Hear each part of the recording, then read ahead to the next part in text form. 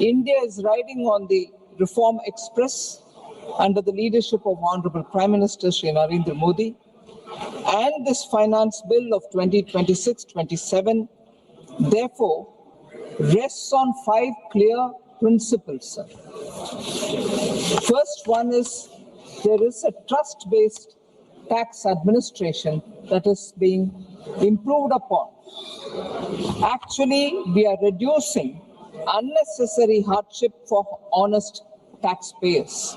You can see various aspects of it in my response to various questions and clarifications sought by members. I will elaborate on it. Second, sir, the ease of living for common citizens. I was worried that some of our honorable members have started mocking ease of living and ease of doing business. It is important that we continue on that process. Every citizen should feel that this country doesn't really make it difficult for him by doing compliances, by seeking permits, by seeking quota, by seeking licenses for legitimate businesses. I thought it was from 1991 that all of us kept saying India has to become a lot more easy to live, a lot more easy to govern. So it was astonishing for me to hear some members talk about ease of living and ease of doing business as not so significant, not so important. I think it is important that we go on that route and make India a lot more easy to live. Third, sir. Hanuman Beniwal जी आप बैठिएगा. बेनीवाल जी आप बैठिएगा. Third principle, sir, we are empowering the MSMEs, farmers and cooperatives, because MSMEs, farmers and cooperatives are at the heart of creation of employment, for production and for overall development of India. So this finance bill supports them with very many measures that improve liquidity but also reduce the compliance burden and give them the opportunity to have greater contribution made towards first their cooperatives and then the larger economy. Fourth, sir, making India a stronger global business hub. And that is why we've brought in clarity in very many provisions, taxation-related provisions, and I would elaborate on it. It supports key sectors such as digital infrastructure, electronics manufacturing, marine products, leather, critical minerals, nuclear energy, and so on, all of which are critical for India to speed up towards Viksit Bharat. And the fifth one, sir, the final, is to become seamless trade facilitation move and bring in customs reform. So very many provisions have been altered in order that we are able to provide greater trade facilitation. So with these just opening few words on the finance bill itself, I will now, by responding to honorable members, be able to elaborate on some of the features that are in the finance bill. Sir, to begin with, we had the Indian National Congress's member, Dr. Amar Singh, who I respect a lot because he's a trained economist who was heading planning commission in Punjab, who contributes to the debates in the South. But this time I feel he did not speak as an economist. He spoke more like a politician who's wanting to take a pot shot at the ruling party. I wish he had contributed to the debate with his wisdom, with his exposure to the field of economics. Whereas what he said astonished me. It can't come from him, but he said it, and therefore I have to respond. Sir, I'm just summarizing. He said, nothing is there for the middle class. You've done everything for big businesses. What an irony. I thought this finance bill has so much more for the middle class. If only I list out a few. I hope Dr. Amar Singh will concede that he was on a completely wrong track. Budget, sir, has slashed, this finance bill has slashed the TCS rate for pursuing education and medical purposes under the liberalized remittance scheme, the LRS as it is popularly known. It used to be at 5%. We brought it down to 2%, so that people who send money abroad for their children, middle class which borrows money to send their children abroad, will have lesser TCS to pay. Similarly, TCS on overseas tour packages, where people go on trips in a group, families together and so on. We used to have a TCS of 20%. Now that's been brought down to 2%. Are the large corporates going on these kind of group trips? No, ordinary middle class families go. So that is one thing I want to draw his attention to. Second, completely we have exempted the basic customs duty on 17 critical life-saving drugs and medicines. Is this not going to benefit small families, ordinary citizens whose elder or family member is admitted in hospital and who have to buy these expensive medicines? We've brought down the basic customs duty to complete zero, exempted them from basic customs duty.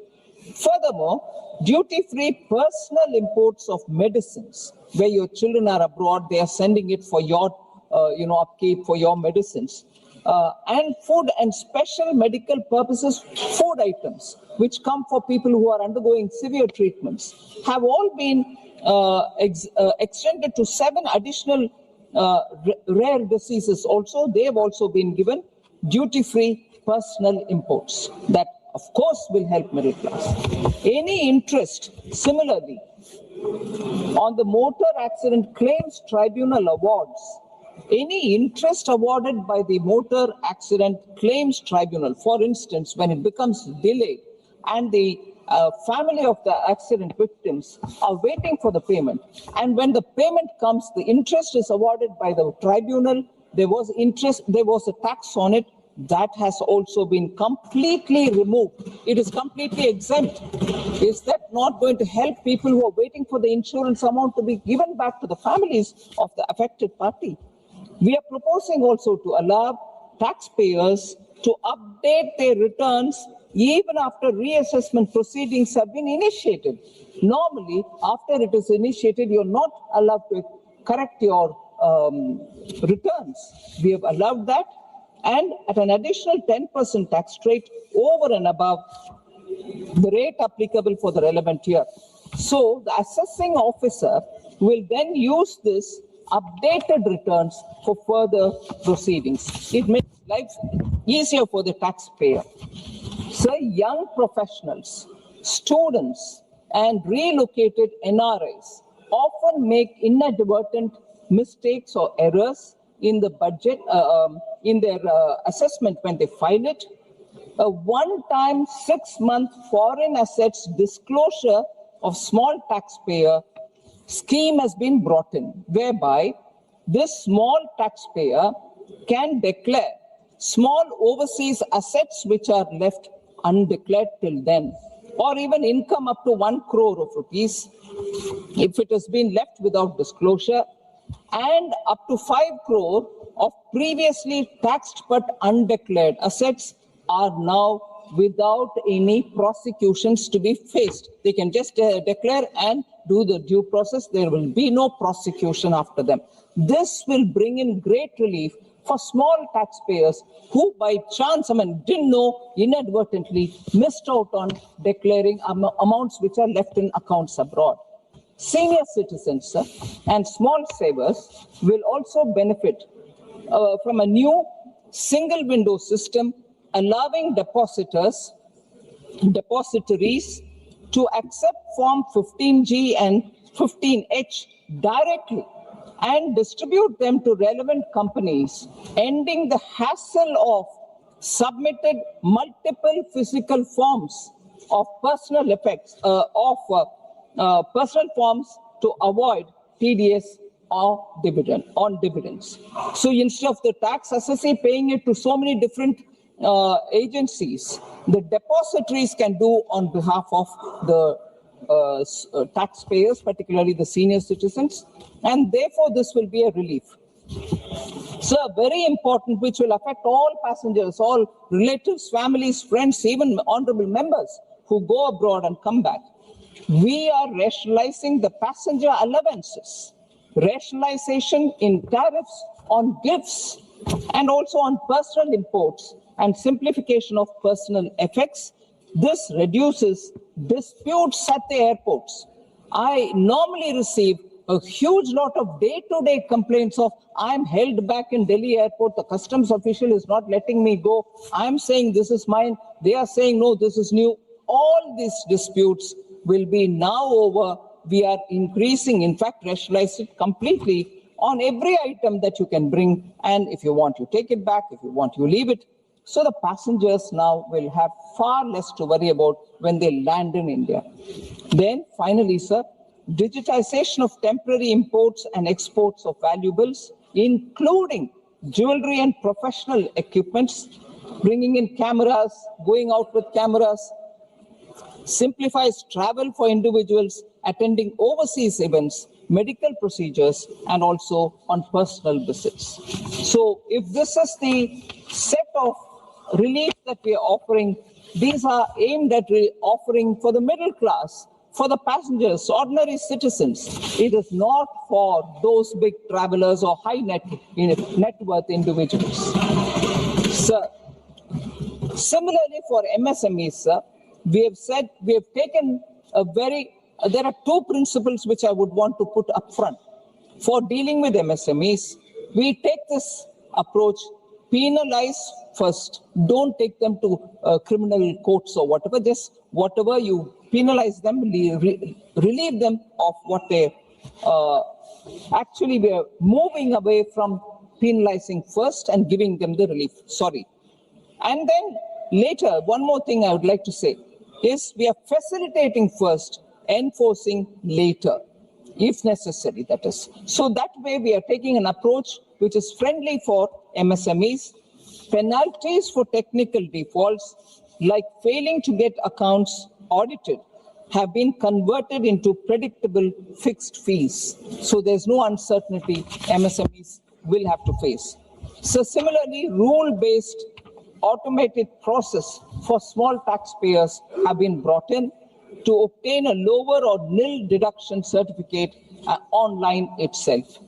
So there are very many more which I can list out, but the fact is individuals or MSMEs have been given more facilitated treatment. So for strengthening agriculture, fisheries, and the cooperatives, there are several measures in this finance bill. Primary cooperative societies, sir, enjoy deduction for supplying milk, fruits, and vegetables to their federal cooperatives. This budget or this finance bill also expands that deduction to include cooperatives supplying cattle feed and also cotton seed, recognizing the integrated nature of rural value addition. To build stronger cooperatives, and particularly cooperative federations, inter-cooperative society dividend income has been made tax deductible. So under the new tax regime, provided it is further distributed to members. So if the federal cooperative is going to pass the dividend further down to its members, under the new tax regime, this treatment will be offered. Furthermore, a 3-year tax exemption has been granted to dividend income received by notified National Cooperative Federation. All this is going to help small members in the cooperative societies. And similar treatment is being given by Indian fishing vessels in the exclusive economic zone or on the high seas. They will now be completely free of customs duty. So we want to facilitate first and enforce the law, if necessary, much later. That will simplify lives for cooperatives, fishermen, individuals, and so on. Sir,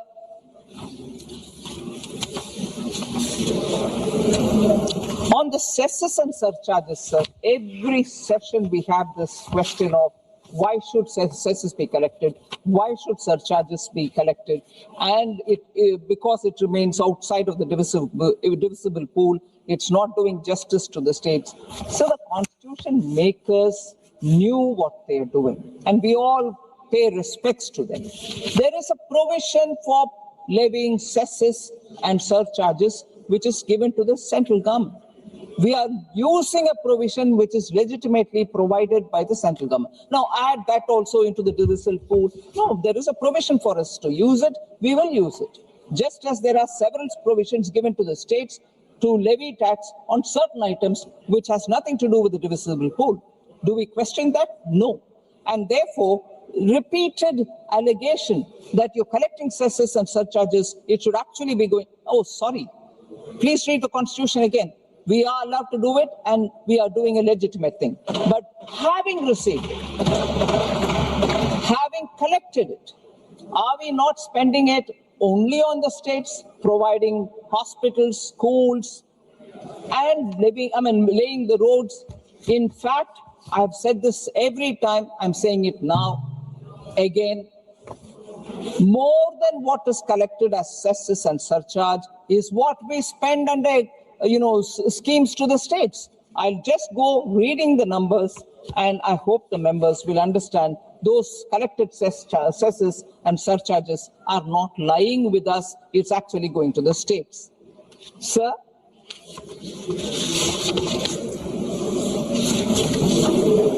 Samagra Shiksha midday meal scheme, implemented through state governments, financed through the Health and Education cess.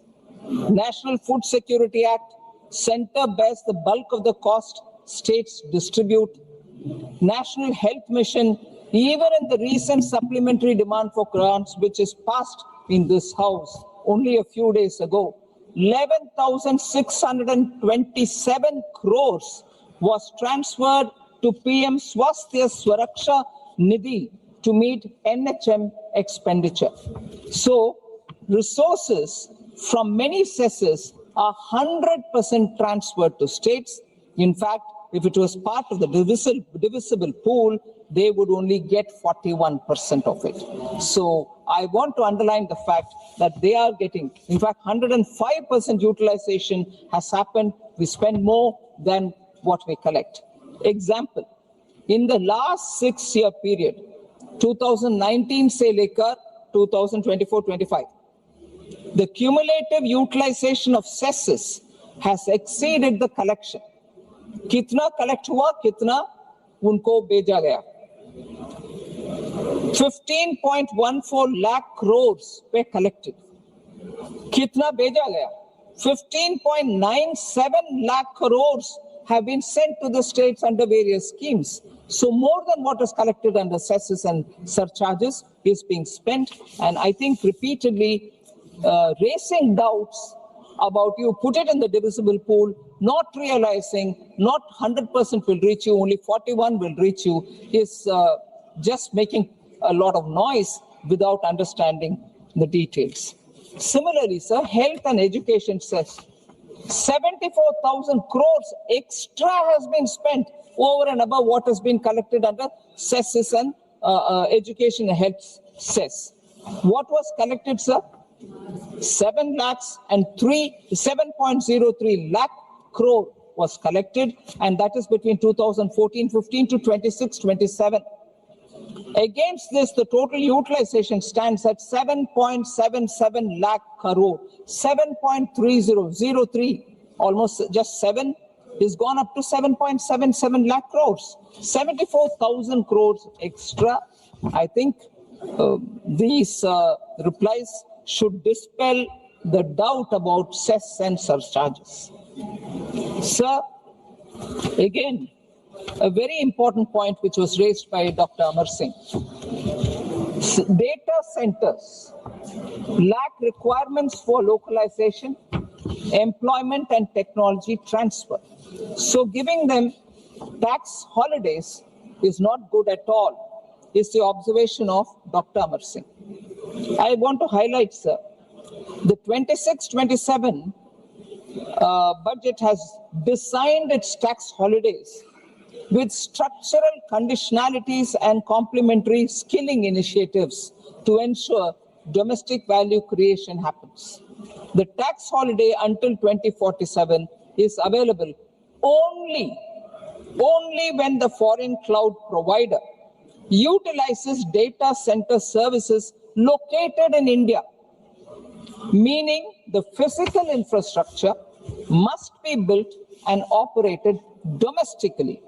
This guarantees that construction, operation, maintenance operations, and also the jobs largely stay local.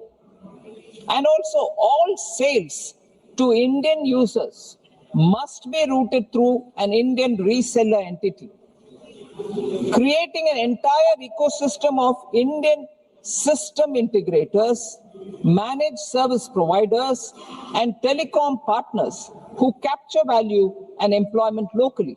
So this is absolutely clear. And therefore, this tax holiday is going to bring in investment, keep them here, create jobs here, and utilize data services here, and then also export. So it's not as if this is all for somebody from outside and nothing for us. Even the safe harbor rule given in the finance bill ensures genuine Indian operations. The 15% safe harbor margin on cost for resident Indian entities providing data center services to related foreign companies ensures that Indian operations are not hollow shells, but retain meaningful profit and build genuine technical capability. So this guarantees that Indian entities are adequately and compensated for real work performed by local professionals. So Dr. Amar Singh should remove that doubt from his mind. In fact, one more point that I would add, sir, $70 billion in data center already underway for investment, and India's cloud capacity projected to grow 4x or probably 5x by 2030. The sheer volume of construction, cooling infrastructure, power management, cyber security, and network operations demanded will generate lakhs of direct and indirect jobs in India. So I can't find Honorable Member Arun Nehru. Probably I don't need to respond to him, but I was shocked when he said GST rate decision.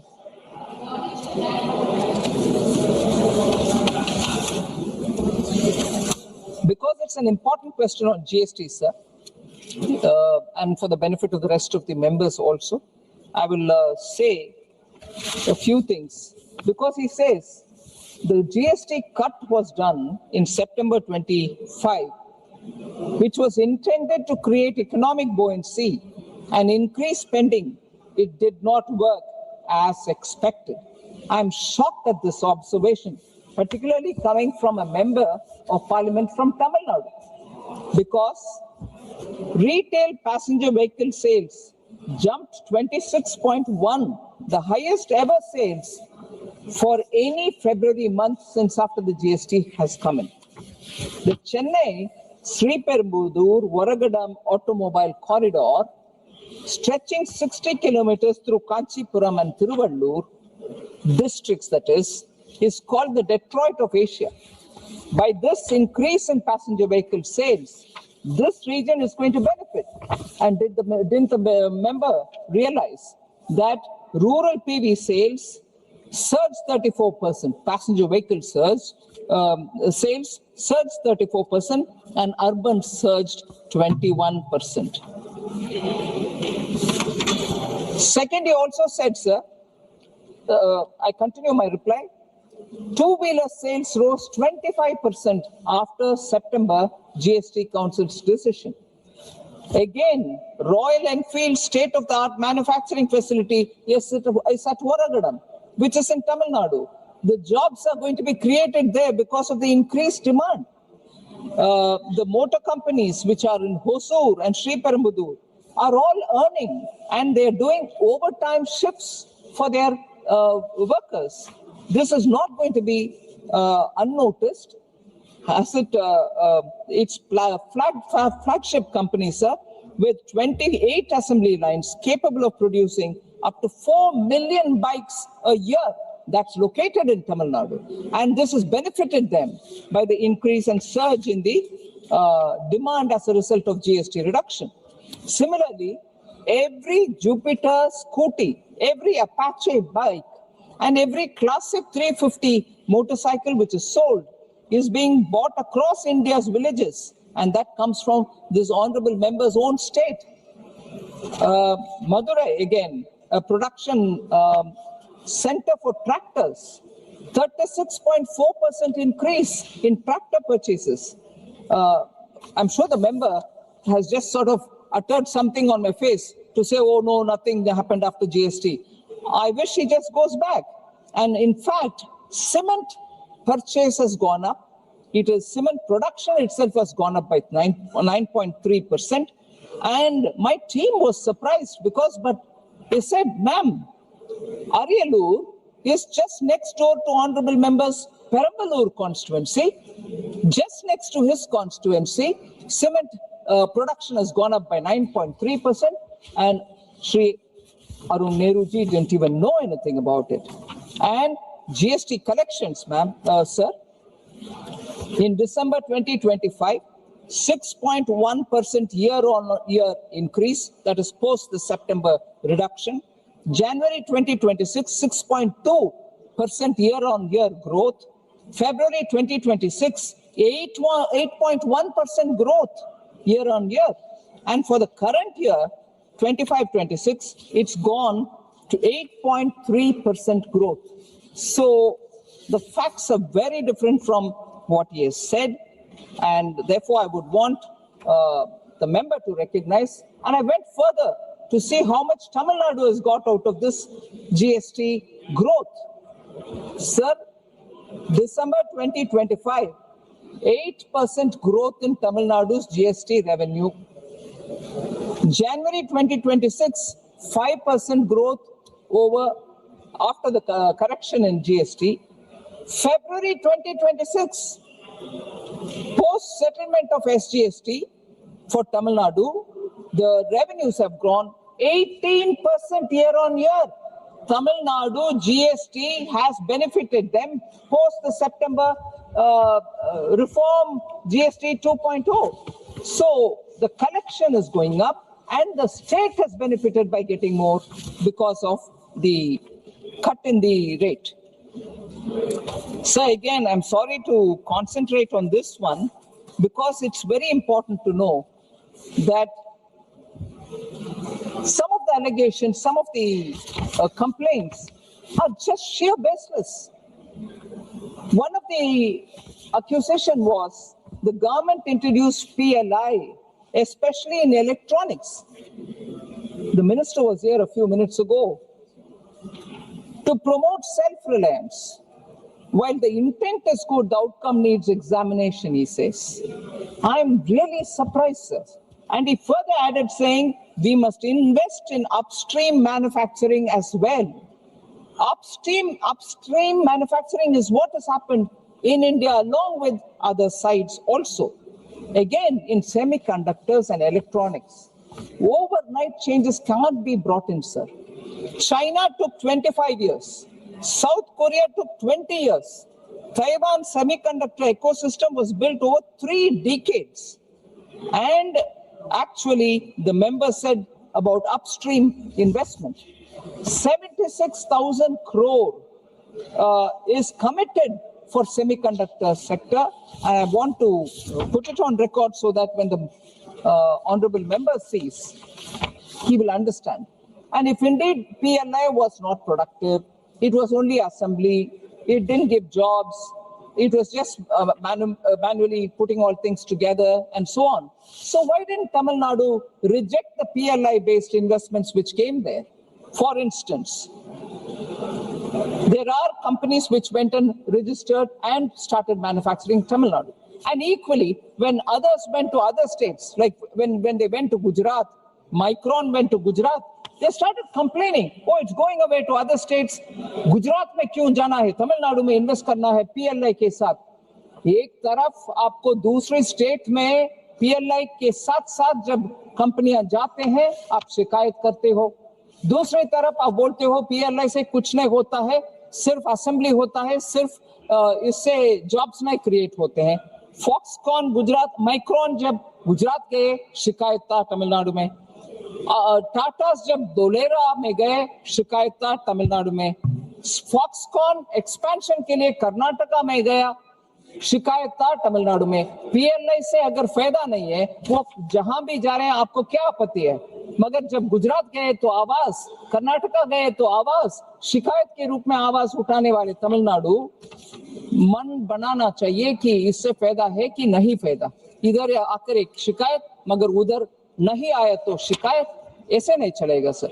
Karnataka में credit हाँ, फिर sir PLI सिर्फ assembly, जैसे मैंने बताया, शिकायत एक और इधर आकर के पीएलआई से कुछ फायदा नहीं है, ऐसे करना राजनीतिक दृष्टि से करते हैं। विषय समझ में आते हैं उनको, मगर फिर भी राजनीति। जैसे सर, मैं इससे कनेक्टेड नहीं, मेंबर भी नहीं है, मगर विषय में बोलना चाह रही हूँ। कल चर्चा हो रही है पार्लियामेंट्री अफेयर्स मिनिस्टर के साथ विमेन्स रिजर्वेशन बिल के ऊपर, क्या करना है, ऑल पार्टी रखना है या कुछ, ऐसे चर्चा हो रही है। तमिलनाडु से तमिलनाडु चीफ मिनिस्टर इसको आपत्तिजनक बोला है, and he protested this women reservation bill के खिलाफ। It's unfortunate sir, this house, I'm so happy the new parliament started with reservation for women's reservation bill, and now when the discussion are happening, Tamil Nadu chief minister udhar se he says no, I'm against it, whereas these jobs for the PLI, now I'm linking PLI, the PLI related units give jobs largely to the women. Young girls from rural areas are coming, getting themselves trained, and they're manufacturing. You don't want that PLI, which is favoring women. You don't want Mahila Reservation Bill, which is favoring women. मैं एक line Tamil में कहना चाह रही हूँ sir, तिमुका pen विरोधी. They are against women. Tamil Nadu is, DMK government is against women. You don't worry, you don't get up to support, ma'am. You cannot. The member said it here, that PLI is against it, and I will therefore reply. I like the India Alliance, which is fighting in one state against one another, standing up in unison here to defend their DMK. What a shame. What a shame. You should go in. No. I will say it. I kept saying, if he wanted a reply, he should have been here. No way. I'll sit, sir, with your permission, I'll sit down, but I will like to reply to each one of these members who are now standing to defend. And I'll say why. Each time when I reply, DMK members don't sit here. This is not the first time. ये पहले बार नहीं है. இது முதல் தடவையா நடக்கல. தமிழ்நாட்டு விஷயத்தை நான் இங்க பேசினா, தமிழர்களுக்கு பதில் சொன்னா, திராவிட முன்னேற்ற கழக மெம்பர்ஸ் இங்க இருக்கிறது இல்ல, ஓடி போயிடுறாங்க. So is with TMC. Trinamool Congress never sits here for my reply. In fact, yesterday a senior member, Saugata Rai, said she will snap at me. Reply is snapping? I take objection to the word he used. His reply giving a snapping at a member, senior member, so I keep quiet. No way. When people raise issues in this house, they will have to be here for reply, and if they are not here, don't give me lessons on etiquette saying he is not here, don't give reply. Why will I not? You give false allegations against us.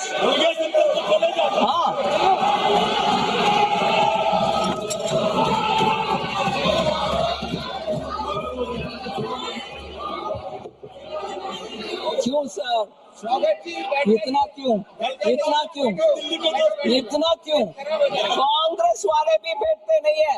आज अचानक मैं देख रहा हूँ 10-15 लोग जवाब देने के समय नहीं रहते. धर्मेंद्र यादव जी, आप बैठिएगा प्लीज सीधा. आप बैठिएगा. आपकी बात चर्चा नहीं हुई, आप बैठिए. सबके लिए खड़े हो रही है सिचुएशन में. वास्तव सुनने का साहस रखो आप लोग. सुप्रिया को आप बोलो, मैडम सुप्रिया को बोलो, Honorable Minister, you may continue. Please sit down. No, please sit down. We heard you. No, please sit down. No, please sit down. Sir, I fully appreciate Honorable Member Supriya Sule, sir, who defends all our comrades and alliance partners. But here, she comes here, but in Mumbai, kushti ho rahi hai.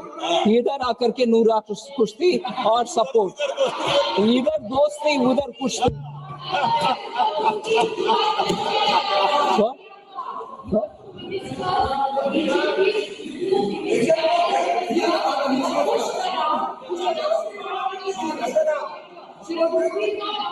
Oh, really? So, Okay. You fought against the Congress party. no, you fought against the Congress. Haven't you fought against the Congress? Sir, I'll go on, sir. So, Please continue. sir, therefore, Ma'am, you please sit down. sir, No. so I'll come to the specific points madam ने नाम लिया which, है और वो खड़े होके बोल दिए भी हो गया है. so I'm coming to the point, sir. The scale of action matches the scale of the problem. Amount locked in litigation. Sir, amount locked in litigation is enormous. Additionally, 27% of all central government litigation is from the finance department, is one of the observation made by honorable members. I just want to highlight the fact, sir, that the new Income Tax Act 2025 will prove to be helpful in this regard, because this comes to effect from 1st April 2026. The Act simplifies languages, reduces forms, and is designed so that the average taxpayer can understand their obligations, and without professional help, they can themselves do it. So the monetary threshold for filing appeals have also seen some enhancement. So the monetary limit for filing appeal to the ITAT, High Court, and the Supreme Court have all been increased. Income Tax Appellate Tribunal earlier had monetary limit of 50 lakh.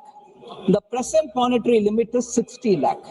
High Court, earlier it was 1 crore, and now High Court has 2 crores. So we've enhanced the limit. Supreme Court had earlier 2 crores, and now it's 5 crores. Sir, expansion of updated return framework will also help the assessees. Time limit for filing updated return increased to 48 months.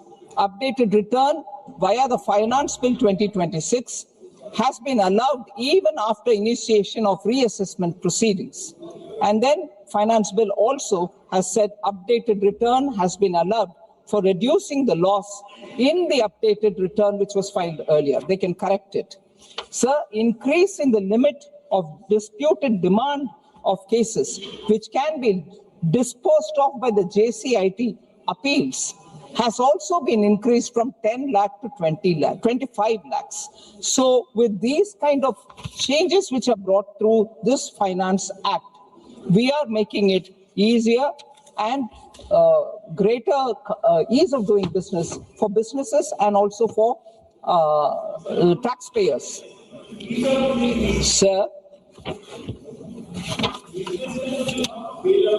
Sir, now that Honorable Senior Member Saugata Roy is talking, sir, he said increasing capital expenditure without distributive justice is unfair.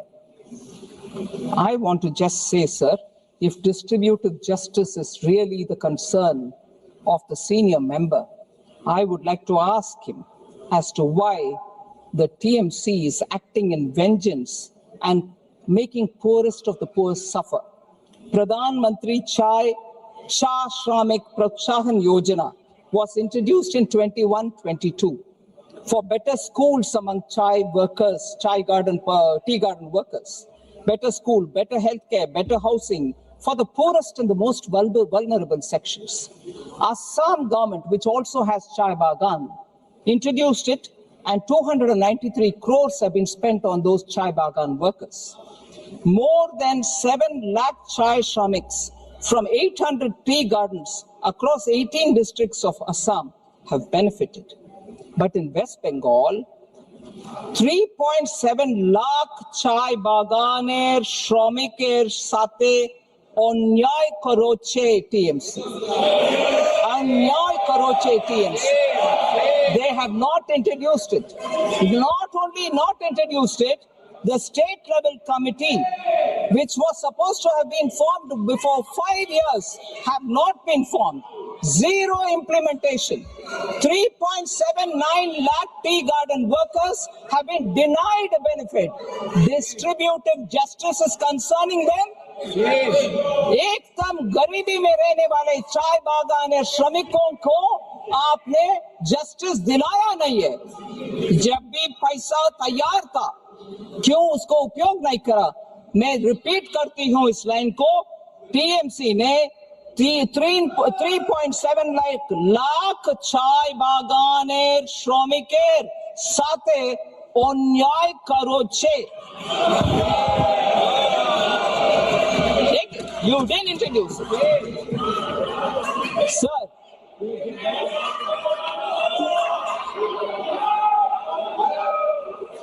Sir, they didn't even form the committee which had to select the chai bagan workers. Sir, further, sir, PM Kisan, which is given for all the small farmers, was blocked for 2 years in Bengal. Distributive justice. Ayushman Bharat was blocked for 1.5 crore Bengali families. They may be even working somewhere else. They couldn't get the benefit of Ayushman Bharat because you denied health for them. Now, is that distributive justice? Another. I told you about the Chai Shramik Yojana. So with all this, you are politically, because you want to do vengeance, you are hitting at the poorest of the poor.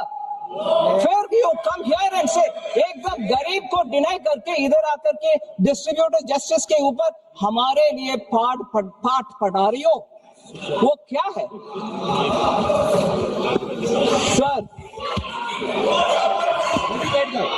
Sir, India Alliance, sir, since today there is a great camaraderie in this house. India Alliance parties, Communist, which is an alliance party, broke the spine of Bengal. It was an industrial hub. Communists, like the way in Kerala they have these no kukuli business, in Bengal also they did all the kind of strangling of businesses, entrepreneurs, that communists broke its spine. Now TMC came to power and the spine which was broken stayed broken. They did not help industry to come to Bengal. They, on the other hand, syndicates were operating in Bengal. And syndicates were the ones which made it difficult for people even to buy cement from somebody to build a room or to repair their houses. So they are giving lectures to us on distributive justice. Their distributive justice had one filter. Are they my party card holders? Are they my party members? Then I'll give everything to them. Chai bagan workers are nobody's party workers. So they don't get it. They are talking about distributive justice. I'm sorry, I'm ashamed to hear it.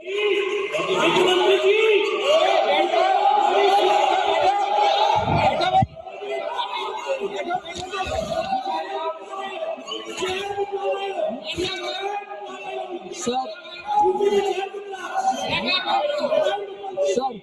Manish Tiwari ji, Honorable Member Manish Tiwari ji raised some questions about Dharmendra Yadav ji आप बैठिएगा. नहीं आप बैठिएगा. आपका नाम नहीं लिए, बैठिएगा. Okay madam, okay Sir, Honorable Member Manish Tiwari, sir, raised some issues about the total debt and liability situation. Sir, debt in nominal terms, to speak of debt in nominal terms without a correlation with the GDP will make no sense. So, India's nominal GDP, sir, rose from 113 lakh crores to 345 lakh crores. And debt, which Manish Tiwari ji is saying, that it has risen from 56.51 lakh crores in 13-14 to 214.8 lakh crores in 25-26. But he should take into cognizance that the GDP, the nominal GDP, has also seen such growth. 113 lakh crores has gone up to 345 lakh crores, the GDP. So debt will have to be spoken after you take into cognizance the GDP growth also. Standalone debate on debt alone doesn't make difference. So then the government has actually laid a clear glide path to bring down debt to GDP to 50 plus or minus 1% by 2030-31. That's stated in the last budget. We've openly stated and given a number as well. So Honorable Manish Tiwari ji should take that into cognizance. Central government alone, again, when you're talking of debt, central government alone cannot be responsible for debt. Actually speaking, the center-state debt of 84.2% of GDP is also because the states are also coming into the picture of debt. Center cannot completely, we do sort of overlook we have oversight on them and tell them not to go on borrowing beyond their FRBM. But center alone cannot completely control state borrowing. So I would think Manish Tiwari ji should also spend some time with his chief ministers in Himachal Pradesh, with his state Punjab, and also Congress government in Karnataka. If concerns on debt to GDP, he didn't say the GDP, but I'm saying concern of debt to GDP is an issue, and I agree all of us will have to work on it. Manish Tiwari ji should spend some more time with Karnataka and Himachal Pradesh and help them to bring their debt down also.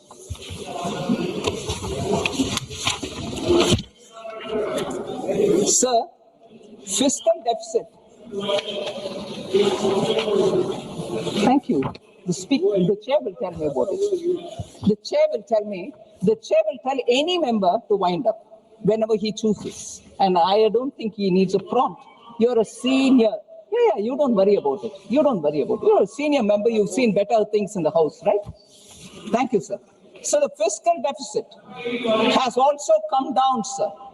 2020-21, even with COVID, 9.3% was the fiscal deficit. It had gone up to 9.3. From there, we brought it down to 4.3, the BE projection for 26-27. One stretch from 2021, 22, 23, 24, 25, 26, steady, not one day, 1 year did we violate the glide path which was given in this House. We have completely abided by it, and that's why we've reached 4.3%. Sir, global comparison is also important. I would say that because it's necessary for all of us to understand. Since 2008, the world's debt has increased. The overall debt burden has increased 41%. China's debt exploded 139%.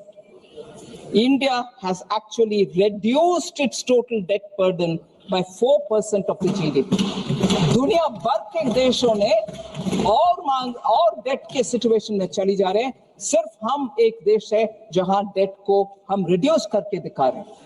The US debt to GDP stands at 124%, China at 88%, Japan at over 250%. India's combined figure, the debt to GDP combined figure is 83% approximately. It is lower than most major economies and is on a declining path. And that too after COVID. Sir.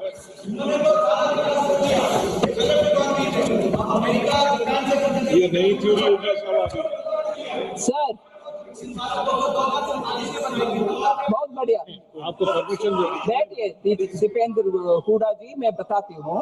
छोटा सा global financial crisis के समय UPA government ने हिला how do you say that? Sarkar was shaken up.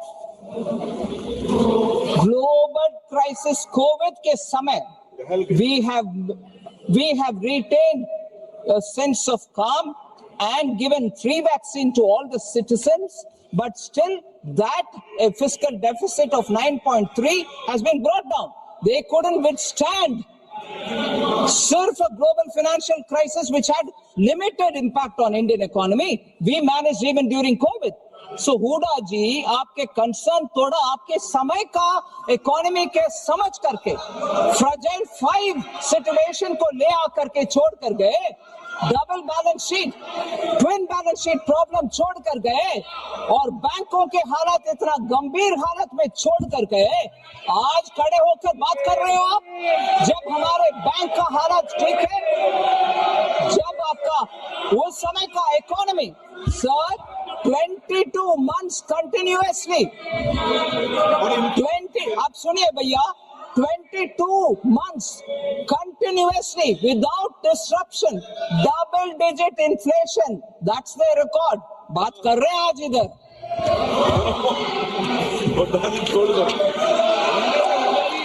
और ये भी मैं बताना चाहती हूँ सर, क्योंकि उनको लगता है उनके समय पर इकोनॉमी बहुत अच्छा किया और उनके रेट ऑफ ग्रोथ बहुत बढ़िया था। उनका रेट ऑफ ग्रोथ एक्चुअली जो भी था डेट के वजह से, उनको ये बात मैं रिकॉर्ड पर स्पष्ट बोलना चाह रही हूँ, actual fiscal deficit for 2008-9 would have been 7.9%, मगर वो बुक को व्हाइट वॉश करके उनके पूरे ऋण को ऑयल मार्केटिंग कंपनी के बुक्स के ऊपर डाल करके 6.1% दिखाया, गलत दिखा है। Actually it was 7.9 fiscal deficit, क्योंकि पूरे उनके पैसा जो उठाए मार्केट से उसको ऑयल मार्केटिंग कंपनीज के बुक्स में डाल दिया और उनके फिस्कल डेफिसिट को ठीक तक रखने के लिए। ये गलत काम हम नहीं करते और आज तक माननीय मोदी जी के नेतृत्व में हमारी सरकार उस ऑयल मार्केटिंग बॉन्ड्स को ब्याज के सहित हम फुलफिल कर रहे हैं।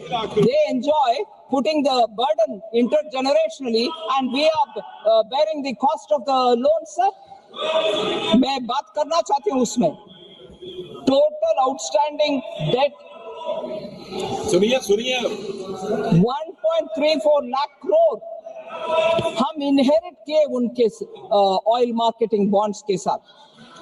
2014 से लेकर 2024 तक हमारे गवर्नमेंट 1.43 लाख करोड़ रिटर्न किया, including 44,650 crores in principal was paid and total principal and interest was paid by us. इसीलिए हमारे रिकॉर्ड में उतना पैसा कम पड़ रही है, डेवलपमेंटल एक्टिविटीज, हॉस्पिटल, स्कूल्स के लिए कम पड़ रही है। पैसा कहाँ गया? इनके लोन को रीपे करने के लिए गए और इनके फिस्कल डेफिसिट के ऊपर हमारे ऊपर लेक्चर दे रहे। उनके समय के फिस्कल डेफिसिट इतना खराब रखने के बाद।